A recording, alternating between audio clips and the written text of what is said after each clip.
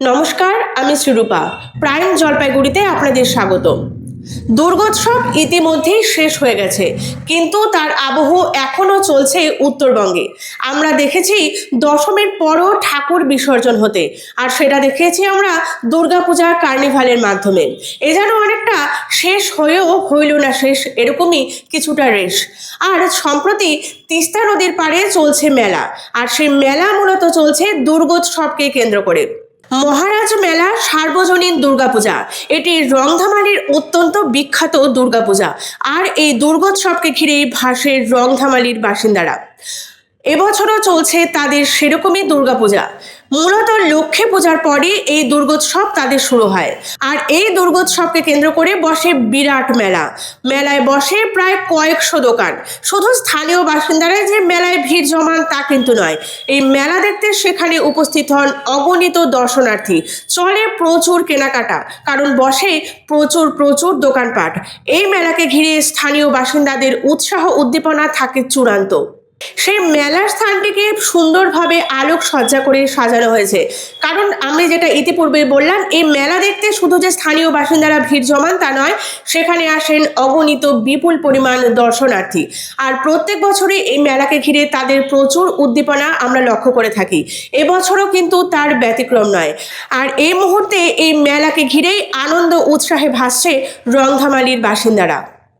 আমি মার কাছে একটাই প্রার্থনা করলাম যে আজকে বন্যায় যেভাবে উত্তরবঙ্গে 9 জন আজকে প্রাণ চলে গেছে, তো প্রকৃতি মায়ের কাছে একটা জিনিসই বলবো, যাতে মা আমাদের সকলকে রক্ষা করে।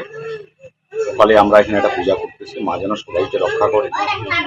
আমরাও যেন প্রকৃতির প্রতি আমাদেরও ধ্যান যেন থাকে। আমি সবার উদ্দেশ্যে বলবো, আমরাও নদীকে বাঁচাতে হবে, আমাদেরও গাছকে বাঁচাতে হবে, এবং যাতে প্রকৃতিকে আমরাও রক্ষা করতে পারি। প্রকৃতি আজকে বেসামাল, এর পিছনে আমাদেরও ভূমিকা বিরাট।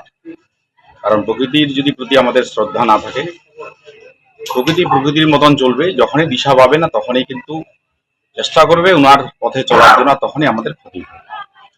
আমি সকলের কাছে বলবো যে ছোটবেলা যেসব আমরা পড়ছিলাম, গাছ যেমন অতিবৃষ্টি অনাবৃষ্টি থেকে রক্ষা করে, নদী যেমন আমাদেরকে রক্ষা করে, এবং নদী না থাকলে আমাদের বসতি গড়ে উঠবে না। বহু নগরী আমরা দেখছি বেশিরভাগ নদীর পাড়ে হয়। নদীকে নদীর মতো জায়গা আমাদের দেওয়া উচিত, তার জায়গা আমাদের ছিনানো উচিত নয়। তার জায়গা যদি আমরা ঠিকভাবে যেতে দিই, তাহলে সেও আমাদের ক্ষতি করবে। এই সাবধানতা আমাদের থাকা উচিত। আর মা যেন সকলকে আশীর্বাদ করে, এই অকাল মৃত্যু যেন কারো না হয়, কারো পরিবারে যেন এরকম শোকের ছায়া না আসে এই পূজার মধ্যে। যেভাবে আমরা আনন্দ উৎসব আমরা করি, সেটা যেন আমাদের বজায় থাকে। আগামী দিন আমরা যেমন নিজেরা সতর্ক হব, মার কাছে প্রার্থনা করব, মাও যেন আমাদের আশীর্বাদ